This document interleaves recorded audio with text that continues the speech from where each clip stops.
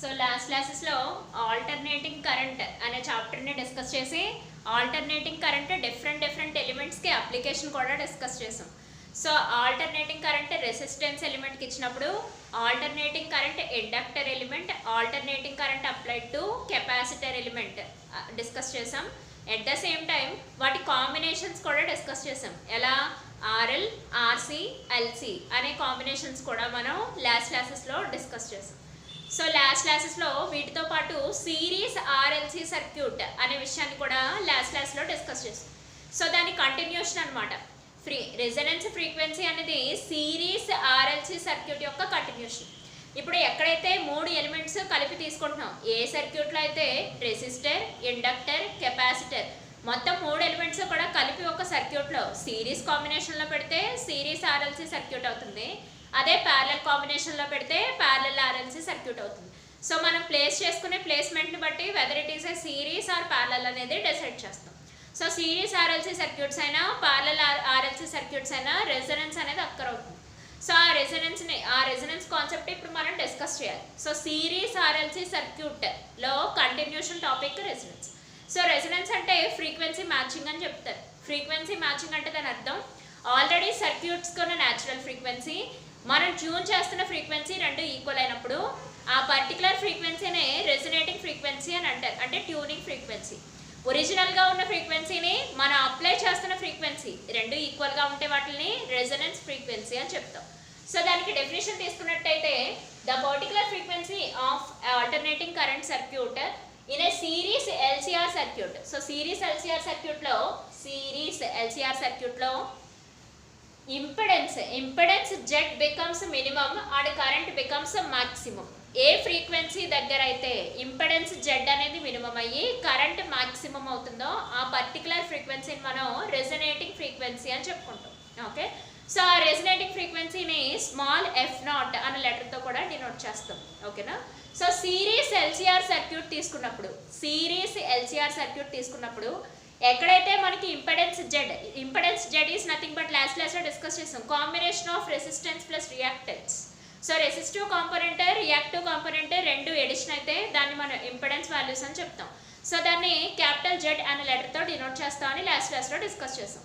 So impedance becomes minimum అయ్యి current maximum ఎక్కడైతే అవుతుందో ఆ పర్టికులర్ ఫ్రీక్వెన్సీనే మనం రెజొనేటింగ్ ఫ్రీక్వెన్సీ ఎఫ్ నాట్ అని చెప్తాం. సో అలా డెఫినేషన్తో కాకుండా గ్రాఫ్ పరంగా కూడా చూసుకున్నట్టయితే సో గ్రాఫ్ డ్రా చేసాం. ఎవరెవరికి on y axis we have to consider current values, on x axis consideration frequency. Okay, so x axisలో మనం ఫ్రీక్వెన్సీని కన్సిడరేషన్లోకి తీసుకున్నాం, y axisలో కరెంట్ మనం కన్సిడరేషన్లోకి తీసుకొని గ్రాఫ్ డ్రా చేసాం. సో ఎక్స్పెరిమెంట్స్ ఎల్సిఆర్ సర్క్యూట్ని తీసుకొని ఎక్స్పెరిమెంట్స్ చేసి సో దాంట్లో కరెంట్ వాల్యూస్కి ఫ్రీక్వెన్సీ వాల్యూస్కి గ్రాఫ్ డ్రా చేసినప్పుడు ఒక పర్టికులర్ ఫ్రీక్వెన్సీ దగ్గర ఎఫ్ నాట్ అనే రెజొనేటింగ్ ఫ్రీక్వెన్సీ దగ్గర మనకి రెండు రియాక్టివ్ కాంపోనెంట్స్ అంటే inductive reactive components, capacitive reactive components రెండు ఈక్వల్ అవుతాయి. అంటే మనం already existing frequency, applied frequency రెండు ఈక్వల్ అవడం అని కూడా చెప్పొచ్చు. Existing frequency, original frequency already existing frequency, మన అప్లైడ్ ఫ్రీక్వెన్సీ రెండు ఈక్వల్ అయిన కాంబినేషన్ కూడా మనం రెజొనేటింగ్ ఫ్రీక్వెన్సీ అని కూడా చెప్తాం. సో ఈ కేసులో మనం ఎక్స్పెరిమెంటల్ సెటప్ తీసుకున్నాం. ఆ ఎక్స్పెరిమెంటల్ సెటప్లో కరెంట్ y యాక్సిస్ మీద డ్రా చేసాం, రెజొనెన్స్ x యాక్సిస్ మీద డ్రా చేసాం. సో ఈ రెండింటికి గ్రాఫ్ తీసుకుంటే మనకి ఈ గ్రాఫ్ వాల్యూస్ డిఫరెంట్ వాల్యూస్ ఇలా కన్సిడరేషన్ అయ్యి ఇలా కర్వ్ అనేది ప్రొడక్షన్ అవుతుంది. సో ఈ డిఫరెంట్ వాల్యూస్లో ఈ పీక్ పాయింట్ని మనం రెజొనేటింగ్ ఫ్రీక్వెన్సీ ఎఫ్ నాట్ అని చెప్తాం. సో ఇక్కడ మనం తీసుకున్నట్టయితే impedance values becomes minimum, current maximum అనే విషయం కూడా గుర్తించాలి. సో ఇక్కడ ఇంకొక విషయం గమనించాల్సింది ఏంటంటే ఇండక్టివ్ రియాక్టెన్స్ ఆ సర్క్యూట్లో inductive reactance will be equal to capacitive reactance కూడా అవుతుంది. Inductive reactance will be equal to capacitive reactance ఎప్పుడు అవుతుంది? At frequency F naught. So F naught అనే ఫ్రీక్వెన్సీ దగ్గర అంటే రెజొనేటింగ్ ఫ్రీక్వెన్సీ దగ్గర inductive reactance is equal to ఏ reactance అవుతుంది? Capacitive reactance. సో లాస్ట్ క్లాస్లో డిస్కస్ చేసింది ఒకసారి గుర్తు తెచ్చుకున్నట్టయితే inductive reactance, capacitive reactance. Inductive reactance ని XL అన్నాం. XL X suffix L, capacitive reactance that will be equal to XC. So XL is equal to XC at F naught. So F naught is nothing but resonating frequency. That means applied frequency at the same time original circuit existing frequency రెండు equal అని condition కూడా మనం resonating frequency F naught అని చెప్తాం. ఓకేనా? So XL is equal to XC. So ఇక్కడ మనం తీసుకున్నట్టయితే XL అంటే లాస్ట్ లో చెప్పుకుందే 2 pi F naught ఓకేనా? సో ఇక్కడ ఇది కన్సిడరేషన్ లోకి తీసుకుంటే XL 2 pi F naught into L, sorry 2 pi F naught into L, where L is the inductor, L is nothing but inductance, units వచ్చేసి henry. Okay, so XC is nothing but 1 by 2 pi F naught into C, F naught into C, where C is capacitance, units వచ్చేసి farad, L వచ్చేసి inductor, units వచ్చేసి henry, C వచ్చేసి capacitor, units వచ్చేసి farad. So ఈ రెండు reactance లు కూడా మనకి at F naught resonating frequencies దగ్గర ఈక్వల్ అవుతాయి. So XL is equal to XC. So XL formula వచ్చేసి 2 pi F naught into L by XC formula వచ్చేసి 1 by 2 pi F naught into C. Okay, so ఇప్పుడు ఈ two frequencies ని మనం ఈ two reactance ని ఈక్వల్ చేసుకొని F naught అనే ఫ్రీక్వెన్సీస్ ని డెరివేషన్ తెచ్చుకుంటాం. F naught అనే ఫ్రీక్వెన్సీని డెరివేషన్ తెచ్చుకుంటాం. ఓకేనా? సో F naught ని ఈ రెండింటిని ఈక్వల్ చేసినప్పుడు మనకు కావాల్సిన F naught తీసుకోవాలి. సో అందుకోసం క్యాలిక్యులేషన్ చేయాలి. So XL is equal to XC, that will be equal to 2 pi F naught into L formula, that will be equal to 1 by 2 pi F naught into C. So ఇప్పుడు F naught equation calculation చేద్దాం.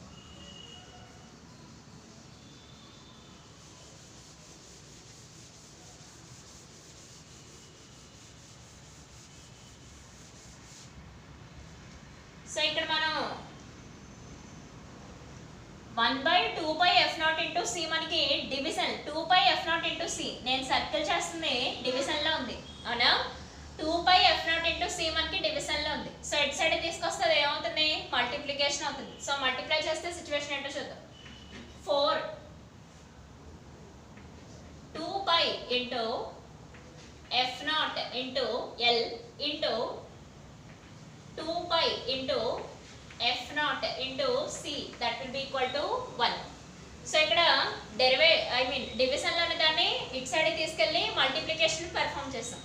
So ఇక్కడ observe చేసినట్టయితే 2 into 2 4 pi into pi pi square F naught square into LC, that will be equal to 1. Okay, మనకు కావాల్సింది మనం calculate చేయాల్సింది resonating frequency F naught. So అందుకోసమని F naught ని ఇలా ఉంచి F naught square will be equal to 4 pi square LC, multiplication ఉంది. So అటు సైడ్ తీసుకెళ్తే డివిజన్ అవుతుంది. సో అందుకోసం 1 by 4 pi square into LC, కానీ మనకు కావాల్సింది ఓన్లీ F naught. సో దానికోసం రూట్ వేయాలి. F naught will be equal to root 1 by 4 pi square LC. So ఇక్కడ రూట్ నుంచి F naught వాల్యూస్ తీసుకుంటే తీసుకున్నట్టయితే F naught will be equal to 1 by root 1 ఎలాగా ఉన్నాయి మీకు తెలిసిన విషయమే, కానీ ఇక్కడ 4 కి రూట్ వాల్యూస్ తీసుకున్నట్టయితే 2, పై స్క్వేర్ కి రూట్ వాల్యూస్ తీసుకున్నట్టయితే pi. So root LC 1 by 2 pi root LC 1 by 2 pi root LC అంటే మనకి సర్క్యూట్ లో యూస్ చేసే inductor values henry, capacitor values farad లో తెలిసినట్టయితే రెసొనేటింగ్ ఫ్రీక్వెన్సీ F naught ని ఈజీగా క్యాలిక్యులేట్ చేసుకోవచ్చు. Okay, so F naught is nothing but resonating frequency లేదా resonance, resonating frequency F naught is nothing but resonating frequency. So దాని equation వచ్చేసి 1 by 2 pi root LC.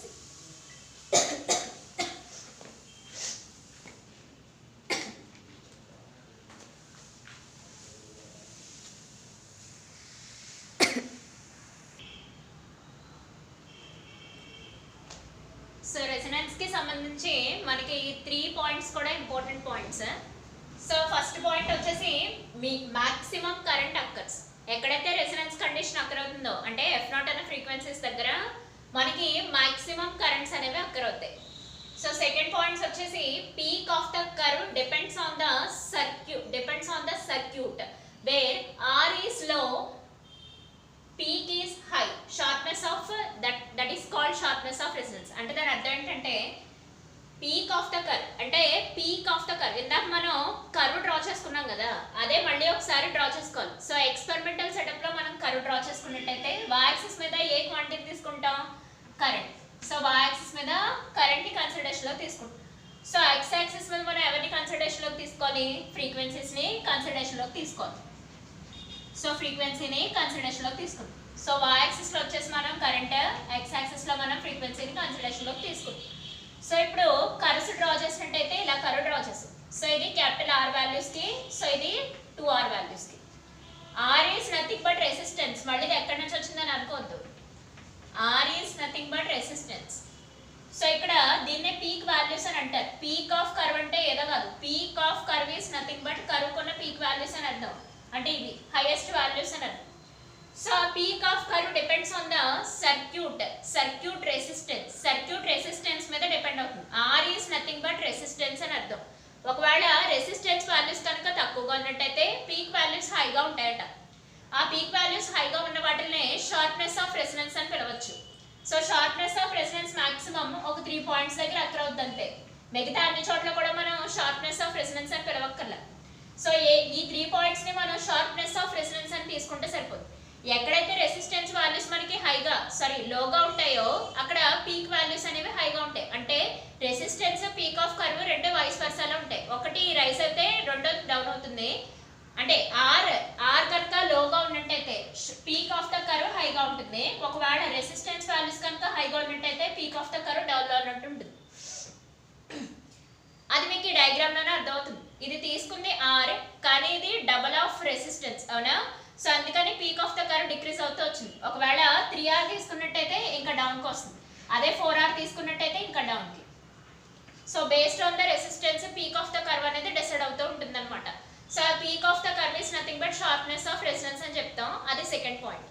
So maximum current occur అవుతుంది అనేది first most important point F0 అనే frequencies దగ్గర. So sharpness of resistance ఈ 3 points తీసుకున్నట్టయితే ఎక్కడైతే resistance values లోగా ఉంటాయో అక్కడ మనకి పీక్ ఆఫ్ ద కర్వ్ హైగా ఉంటుందని చెప్తాం. సో ఆ పాయింట్స్ ని మనం షార్ప్నెస్ ఆఫ్ రెసిస్టెన్స్ అని కూడా చెప్పుకుంటాం.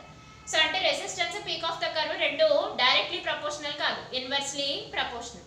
నెక్స్ట్ థర్డ్ పాయింట్ వచ్చేసి కొన్నిసార్లు, సమ్ టైమ్స్, అన్ని సార్లు కాదు, కొన్నిసార్లు ఈ సర్క్యూట్ ని సిరీస్ RLC సర్క్యూట్ ని, అన్ని సర్క్యూట్స్ ని పిలవడం, సిరీస్ RLC సర్క్యూట్స్ ని యాక్సెప్టర్ సర్క్యూట్స్ అని పిలుస్తారు. Series RLC circuits. R is nothing but resistor, L అంటే ఇండక్టర్, C అంటే కెపాసిటర్. ఇది ఫస్ట్ నుంచి మనం డిస్కస్ చేసుకుంటుంది. సో సిరీస్ RLC సర్క్యూట్స్ మనం యాక్సెప్టర్ సర్క్యూట్స్ అని పిలుస్తాం. ఎందుకు అని అంటే వాటికి ఇంపెడెన్స్ అంటే Z వాల్యూస్ మనకి మినిమం గా ఉంటాయి. సో అందుకోసం అని మనం వీటిని యాక్సెప్టర్ సర్క్యూట్స్ అని పిలవచ్చు. సో కొన్నిసార్లు మాత్రమే వీటిని యాక్సెప్టర్ సర్క్యూట్స్ అని పిలవచ్చు, అన్ని సార్లు పిలవాలంటే పిలవకూడదు. సో ఇక్కడ ఫస్ట్ పాయింట్ వచ్చేసి కరెంట్ వాల్యూ. మళ్ళీ ఒకసారి రీకలెక్ట్ చేసుకున్నట్టయితే ఈ పర్టికులర్ F0 అనే ఫ్రీక్వెన్సీ దగ్గర అంటే రెసొనేటింగ్ ఫ్రీక్వెన్సీ F0 దగ్గర కరెంట్ మాక్సిమం ఉంటుంది. సెకండ్ పాయింట్ వచ్చేసి షార్ప్నెస్ ఆఫ్ ద కర్వ్ అంటే పీక్ ఆఫ్ ద కర్వ్ మనకి ఈ వాల్యూస్, ఈ peak of the curve values మనకి రెసిస్టెన్స్ మీద డిపెండ్ అవుతాయి. రెసిస్టెన్స్ వాల్యూస్ హై అవుతున్న కొద్ది అంటే 2R 3R 4R అవుతున్న కొద్ది పీక్ ఆఫ్ ద కర్వ్ మనకి డిక్రీజ్ అవుతూ వస్తుంది. సో ఇది R కాకుండా R/2 అయితే లేదా R/2 లేదా R/4 అయితే ఇంకా పైకి వెళ్తాయి అనమాట. పీక్ ఆఫ్ ద కర్వ్ ఇంకా పైకి హైట్ పెరుగుతుంది. ఓకేనా? దీన్నే షార్ప్నెస్ ఆఫ్ రెసిస్టెన్స్ అని చెప్తున్నారు. సో థర్డ్ పాయింట్ ఏమని చెప్తున్నారు? కొన్నిసార్లు సిరీస్ RLC సర్క్యూట్ ని యాక్సెప్టర్ సర్క్యూట్స్ అని పిలవచ్చు. మరి యాక్సెప్టర్ సర్క్యూట్స్ అని పిలిచినప్పుడు రీజన్ కూడా చెప్పాలి కదా. రీజన్ ఏంటి? మనకి ఇంపెడెన్స్ అంటే రెసిస్టెన్స్ రియాక్టెన్స్ కాన్సెప్ట్ మనకి మినిమం గా ఉంటుంది. ఆ కేసులో ఎప్పుడు కూడా ఇంపెడెన్స్ లో కరెంట్లు రెండు ఇన్వర్స్లీ ప్రపోర్షనల్. ఎక్కడైతే కరెంట్ వాల్యూస్ మాక్సిమం ఉంటాయో అప్పుడు మనం ఆలోచించకుండానే ఇంపెడెన్స్ వాల్యూస్ మినిమం అని చెప్పొచ్చు. ఒక వాల్యూ మాక్సిమం అయితే ఖచ్చితంగా రెండో వాల్యూ మినిమం. ఎందుకంటే current I, impedance Z both are inversely proportional కాబట్టి. Both are inversely proportional. ఈ విషయం మనం చెప్పలే, ఓమ్స్ ఆల్రెడీ చెప్పింది. V is equal to IR. Okay, so ఇదంతా మనకి సిరీస్ RLC సర్క్యూట్ గురించి. సో ఈ కేసులోనే సిరీస్ RLC సర్క్యూట్ అనేది మీకు ఇంపార్టెంట్ ఎస్ఐ క్వశ్చన్, అంటే 10 మార్క్స్కి పక్కగా వచ్చే క్వశ్చన్లో సిరీస్ RLC సర్క్యూట్ ఒకటి. అది కాకుండా పారలల్ RLC సర్క్యూట్ కొన్నిసార్లు పేపర్ టఫ్ చేద్దాం అనుకున్న సిచ్యువేషన్లో పారలల్ RLC సర్క్యూట్ అడుగుతారు. సో ఇది సిరీస్ కాంబినేషన్లో చూసాం. ప్యారలల్ కాంబినేషన్లో రెసిస్టర్, ఇండక్టర్, కెపాసిటర్ని ప్యారలల్ కాంబినేషన్లో పెడితే సిచ్యువేషన్ ఏంటో చూస్తుంది. సో ఇప్పుడు దానికోసం సర్క్యూట్ని డ్రా చేసుకుందాం. అంటే alternating current applied to parallel RLC సర్క్యూట్ని చూడాలి. అది కూడా SI question. So series RLC circuit చాలా ఇంపార్టెంట్ ఎస్ఐ క్వశ్చన్. సో దాన్ని రెండు రకాలుగా అడుగుతారు. ఎలా అంటే రెజొనేటింగ్ ఫ్రీక్వెన్సీ అంటే ఏంటి, అది సిరీస్ RLC సర్క్యూట్లో ఎలా వస్తుంది. సో రెజొనేటింగ్ ఫ్రీక్వెన్సీ అంటే ఏంటి, సిరీస్ RLC సర్క్యూట్లో ఎలా వస్తుందని అడగగానే అందరూ ఇందాక చెప్పిన కాన్సెప్ట్ అంతా రాసుకుంటూ వచ్చేస్తారు. అంటే రెజొనేటింగ్ ఫ్రీక్వెన్సీ అని రాసేసి కర్వ్ డ్రా చేసి 3 పాయింట్స్ రాసేస్తే 10 మార్క్స్ పడగలరు. సో ఫస్ట్ నుంచి అంతా ఎక్స్ప్లెయిన్ చేసుకొని వచ్చి ఈ సిరీస్ RLC సర్క్యూట్స్లో రెజొనెన్స్ అక్కర్ అవుతుంది ఎక్కడంటే capacitive reactance is equal to inductive reactance. అంటే XL is equal to XC అయినప్పుడు that means 2π F0 into L is equal to 1/2π F0 into C. దాని నుంచి F0 క్యాలిక్యులేషన్ చేసుకుంటే 1/2π √LC. సో ఈ కేసులన్నీ ఎక్స్ప్లెయిన్ చేసి మొత్తం ఈ ఎస్ఐ క్వశ్చన్ అంతా explain.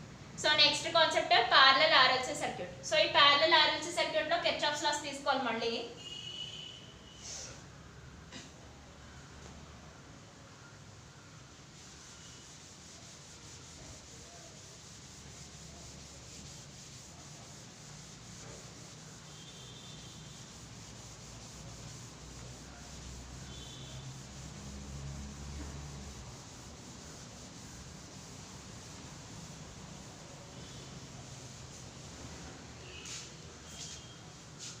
So parallel RLC circuit heading పెట్టుకోవచ్చు. ఇది కూడా SI question. AC alternating current applied through parallel RLC circuit. So ఈ సర్క్యూట్లో రెజొనెన్స్ అక్కరవదని ఏముంది, ఈ సర్క్యూట్లో కూడా రెజొనెన్స్ అక్కరవద్దు, లాస్ట్లో డిస్కస్ చేద్దాం. సో ప్యారలల్ RLC సర్క్యూట్కి మనం ఆల్టర్నేటింగ్ కరెంట్ అప్లై చేస్తే సిచ్యువేషన్ ఏంటి. సో దానికోసం డయాగ్రామ్ని డ్రా చేసుకుందాం. సో ఇక్కడ రెసిస్టర్, ఇండక్టర్, సో ఇక్కడ వచ్చేసి కెపాసిటర్. ఓకే, సో ఇప్పుడు LC సైడ్ బై సైడ్ కాకుండా 1/1 ఉన్నాయి. So side by side combination మనకి సిరీస్ కాంబినేషన్ అని తెలిసిందే. అంటే రెసిస్టర్, ఇండక్టర్, కెపాసిటర్. సో ఈ సైడ్ బై సైడ్ కాంబినేషన్ కాబట్టి సిరీస్ కాంబినేషన్ అని చెప్తాం. కానీ ఇవి 1/1 ఉన్నాయి కదా, సో అందుకని ప్యారలల్ కాంబినేషన్ అని చెప్పాలి. ఓకే, సో అందులో రెసిస్టర్ని కూడా ప్యారలల్ పెట్టుకోవచ్చు. కానీ రెసిస్టెన్స్ ఎలా ప్లేస్ చేసినా పెద్ద ప్రాబ్లం ఏమి ఉండదు. అంటే సర్క్యూట్లో రెసిస్టెన్స్ ఎక్కడైనా ప్లేస్ చేసుకోవచ్చు, ఎక్కడైనా చేయొచ్చు, ఎక్కడైనా ప్లేస్ చేయొచ్చు, ఎలా అయినా ప్లేస్ చేయొచ్చు. ఓకే, సో ఇక్కడ ఆల్టర్నేటింగ్ కరెంట్ అప్లై చేస్తున్నాం. ఓకే, సో ఆల్టర్నేటింగ్ కరెంట్ని మనం అప్లై చేస్తాం. ఇందులోంచి మనం I0 అనే టోటల్ కరెంట్ని తీసుకుంటాం. I0 అనే టోటల్ కరెంట్ ఈ బ్రాంచెస్ దగ్గరికి వచ్చేటప్పటికి, నేను డార్క్ చేసిన బ్రాంచెస్ దగ్గరికి వచ్చేటప్పటికి ఇది 2 కరెంట్స్ కింద స్ప్లిట్ అయిపోద్ది. ఒకటి I1 current, 2 I2 current. So ఇందులో మనకి టోటల్ కరెంట్ I0 మనకి ఈ డార్క్ చేసిన బ్రాంచెస్ దగ్గరికి వచ్చేటప్పటికి I1 కరెంట్ కింద, I2 కరెంట్ కింద స్ప్లిట్ అయిపోద్ది. అంటే దాని అర్థం ఏంటి, రెసిస్టర్లోని, ఇండక్టర్లోని ఫ్లో అయ్యే కరెంట్ ఏమో I1, ఓన్లీ కెపాసిటర్లో ఫ్లో అయ్యే కరెంట్ ఏమో I2. ఓకేనా, సో ఇక్కడ మనం అబ్జర్వ్ చేసినట్టయితే కిర్చాఫ్స్ లాస్ తీసుకోవాలి. అకార్డింగ్ టు కిర్చాఫ్స్ లాస్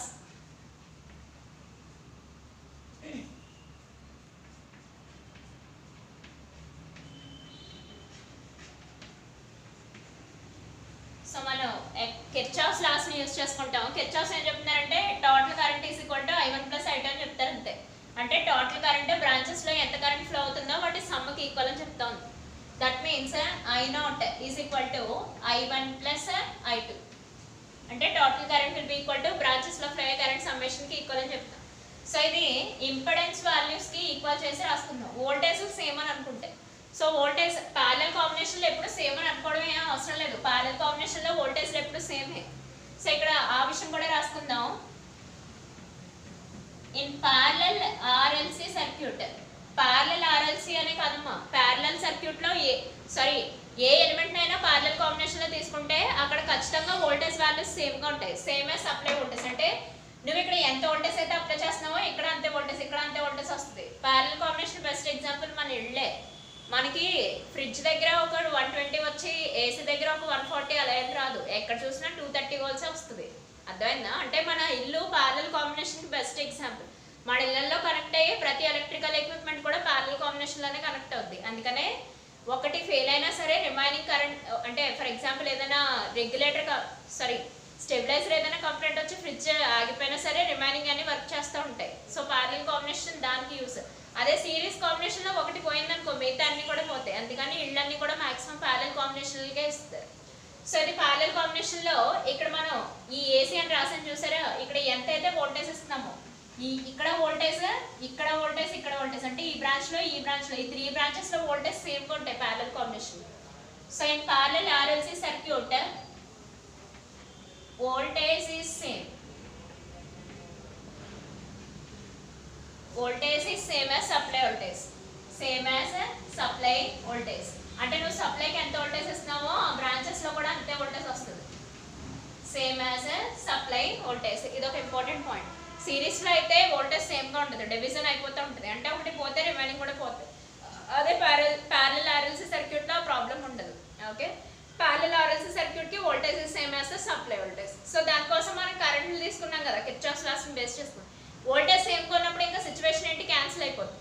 ఇంకా మనం చూడాల్సిందల్లా ఇంపెడెన్స్ వాల్యూస్ ని చూసుకోవాలంతే. అందుకోసం ఇంపెడెన్స్ వాల్యూస్ ఇలా రాసుకుందాం. ఇంపెడెన్స్ అంటే మనకి క్యాపిటల్ Z అనే విషయం తెలిసిందే కదా, ఇంపెడెన్స్. సో లాస్ట్ లో డిస్కస్ చేసిందే కానీ మర్చిపోయి ఉంటారు, ఒకసారి అబ్జర్వ్ చేసుకోండి. Impedance capital Z is equal to resistance plus reactance combination. Resistance plus reactance combination అని లాస్ట్ లెసన్ చెప్పుకుందాం. So impedance capital Z. So voltage same కాబట్టి క్యాన్సిల్ అయిపోయింది, అది వేరే విషయం. సో దీనికోసం ఈ ఈక్వేషన్ ఇలా మోడిఫై చేయొచ్చు. ఎలా అంటే 1/Z ఈజ్ ఈక్వల్ టు, అంటే 1 impedance will be equal to 1/Z1 plus 1/Z2 ఇలా రాసుకోవచ్చు. 1/Z1 ప్లస్ 1/Z2 అని రాసుకోవచ్చు. సో ఇక్కడ Z1 అనేది ఇక్కడ I1 ఎక్కడైతే ఫ్లో అవుతుందో అక్కడ Z1 అనే ఇంపెడెన్స్ వస్తుంది. I2 ఎక్కడైతే ఫ్లో అవుతుందో అక్కడ Z2 అనే ఇంపెడెన్స్ వాల్యూస్ వస్తాయి. మళ్ళీ ఒకసారి రీకలెక్ట్ చేసుకున్నట్టయితే కరెంట్ I1 వాల్యూస్ ఎక్కడెక్కడైతే ఫ్లో అవుతున్నాయో అక్కడ Z1 అనే ఇంపెడెన్స్ వాల్యూస్ అక్కడ అవుతాయి. కరెంట్ I2 ఫ్లో అవుతున్న చోట Z2 అనే ఇంపెడెన్స్ వాల్యూస్ కన్సిడరేషన్ లో తీసుకున్నాం. వోల్టేజ్ అన్ని సేమ్. ఓకే, సో ఇప్పుడు దీన్ని బేస్ చేసుకుని మనం క్యాలిక్యులేషన్ ని స్టార్ట్ చేసుకోవాలి. So impedance 1/Z is equal to 1/Z1 plus 1/Z2. So inverse of impedance is nothing but admittance అని చెప్తారు, క్యాపిటల్ Y. అంటే 1/Z ని అడ్మిటెన్స్ అని పలుకుతాం. అంటే ఇంపెడెన్స్ అంటే అపోజ్ చేసే నేచర్ అని అర్థం. అదే అడ్మిటెన్స్ అంటే కరెంట్ అలో చేసే నేచర్ అని అర్థం. దానికి ఆపోజిట్ అనమాట. ఇంపెడెన్స్ కి ఆపోజిట్ లో అడ్మిటెన్స్ ఉంటుంది. ఇదైతే కొంచెం రిస్ట్రిక్ట్ చేస్తుంది, అదైతే అలో చేసే నేచర్, కరెంట్ ని ఫ్లో చేసే నేచర్ అనమాట. సో ఇక్కడ 1/Z is equal to 1/Z1 plus 1/Z2. So continue చేద్దాం.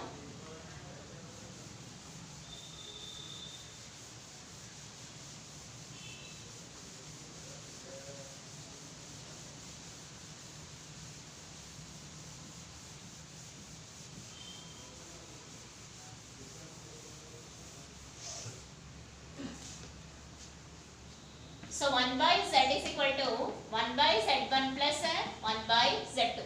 సో ఇందాక అడ్మిటెన్స్ అని చెప్పాను కదా, అంటే inverse of impedance is nothing but admittance. That will be equal to capital Y. Capital Y అని లెటర్ తో డినోట్ చేస్తాం. దీన్ని అడ్మిటెన్స్ అని చెప్తారు, అడ్మిటెన్స్ అని చెప్తాం. ఓకేనా, 1/Z is nothing but Y, capital Y admittance. Impedance is nothing but opposition. Admittance is nothing but alloy of currents. ఓకేనా, సో కరెంట్ అలో చేసే నేచర్ బట్టి, ఆ సర్క్యూట్ లో ఫ్లో అయ్యే కరెంట్ నేచర్ బట్టి మనం ఇంపెడెన్స్ అడ్మిటెన్స్ అనేది డిస్కస్ చేస్తాం. So inverse of impedance is nothing but admittance. Okay, so ఇక్కడ 1/Z is equal to Y, capital Y, that will be equal to 1/Z1 plus 1/Z2. So ఇప్పుడు Z1 Z2 values తీసుకోవాలి. So Z1 మనకి I1 అనే current ఎక్కడెక్కడైతే flow అవుతుందో అక్కడ అవుతుందని చెప్తున్నాం. సో I1 మనకి రెసిస్టర్ లో ఉంది, at the same time inductor లో ఉంది, RL. ఓకే, సో ఇది గమనించినట్టయితే R ప్లస్ JωL అని తీసుకుంటారు. సో ఇంపెడెన్స్ కి ఈక్వేషన్ వచ్చేసి resistance plus reactance combination. So complex numbers లో రాస్తాం. జే వాల్యూస్ ఎక్కడికి వస్తే కాంప్లెక్స్ నెంబర్స్ లో రాసుకుంటాం. సో ఆర్ ప్లస్ జే ఒమేగా ఎల్ అంటే R Z1 is equal to R plus J X L అని అర్థం.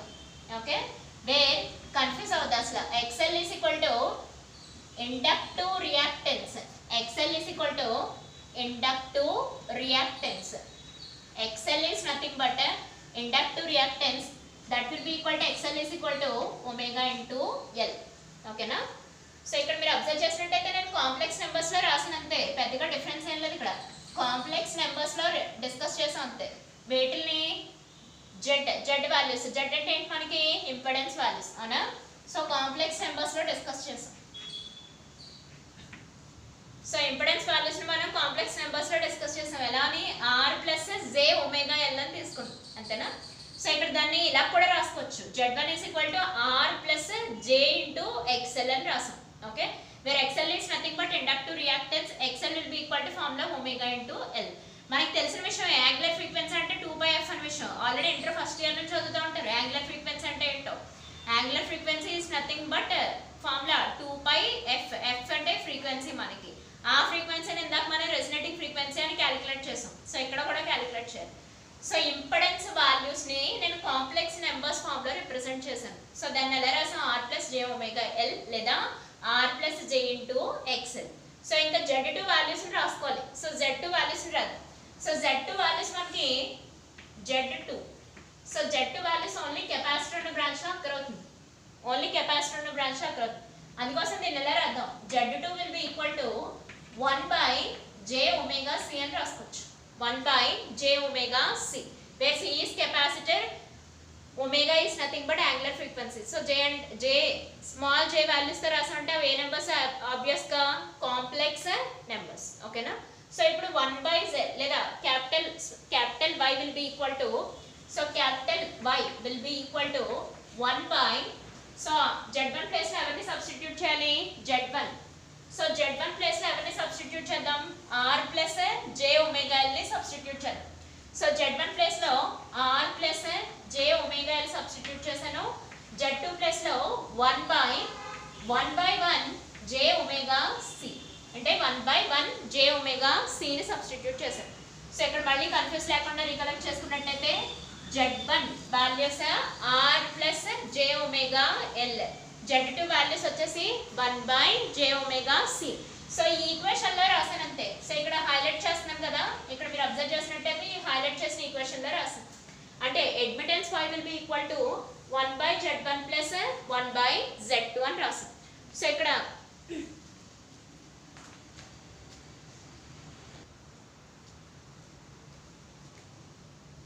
So admittance Y will be equal to 1/Z1 plus 1/Z2.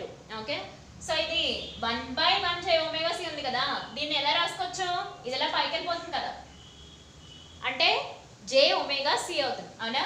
So Y will be equal to 1/R plus J omega L plus J omega C. So complex numbers లో represent చేసాం అంతే. మళ్ళీ ఒకసారి recollect చేసుకున్నట్టయితే ఒకసారి observe చేయండి. Kirchhoff's laws ని base చేసుకొని 1/z is equal to 1/z1 plus 1/z2 అని రాసుకున్నాం. ఎందుకని? ప్యారలల్ సర్క్యూట్స్ లో వోల్టేజ్ అనేవి సేమ్ కాబట్టి. సో ఇక్కడ అబ్జర్వ్ చేసినట్టయితే 1 ఇంపెడెన్స్ వాల్యూస్ ని అడ్మిటెన్స్ అని చెప్పొచ్చు. అంటే capital Y will be equal to 1/z1 plus 1/z2. So మరి Z1 వాల్యూస్ కావాలి కదా, అందుకని Z1 వాల్యూస్ ఎక్కడెక్కడ తీసుకున్నాం? ఫస్ట్ బ్రాంచ్ అంటే రెసిస్టెన్స్ ప్లస్ ఇండక్టెన్స్ కాంబినేషన్ లో తీసుకున్నాం అవునా. సో ఇక్కడ resistor R plus complex numbers లో రాసినట్టయితే J plus J into omega L, where omega L is nothing but XL అని రాసుకోవచ్చు. దాన్ని ఏమని పలుకుతాం? ఇండక్టివ్ రియాక్టెన్స్ అని ప్రొనౌన్సియేషన్ చేయాలి అవునా.